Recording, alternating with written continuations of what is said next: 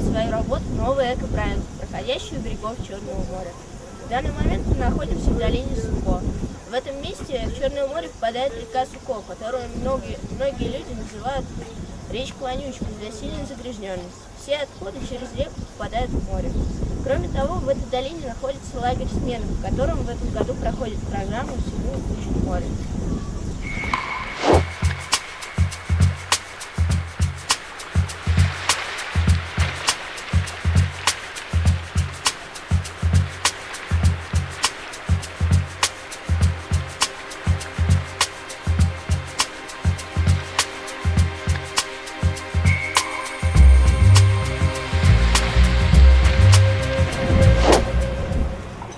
Ребята из этого лагеря расскажут нам о некоторых обитателях Черного моря.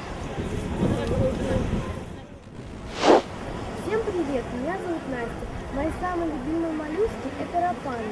Рапаны – это мигранты, завезенные из Черного моря из разных других мест. Основная еда рапаны – это мидии и устрицы. Еще я очень люблю черноморских друзей – афалины. Афалины легко обучаются, питаются они рыбой. Но из-за сильной загрязненности почти вся рыба гибнет. Дельфины умирают от голода.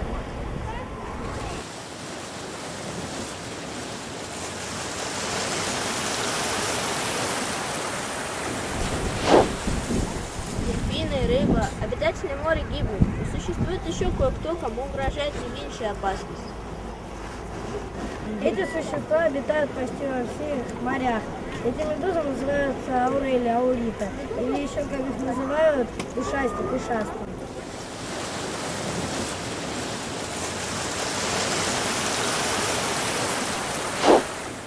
Аурели впитывают планктон, пропуская через себя воду. Когда в море вытекает бензин, многие медузы помирают. Все это просто ужасно. Теперь интересно, что же другие ребята выловили у берега моря.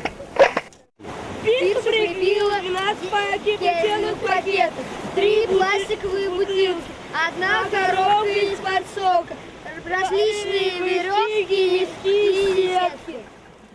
Картина не вдохновляет. Давайте посмотрим, что будет лет, скажем, через 10.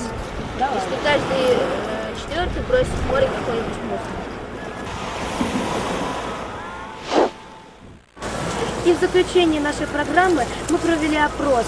И оказалось, что 100% опрошенных готовы стать на защиту Черного моря и бороться за чистоту и экологическую безопасность всех живых существ Черного моря.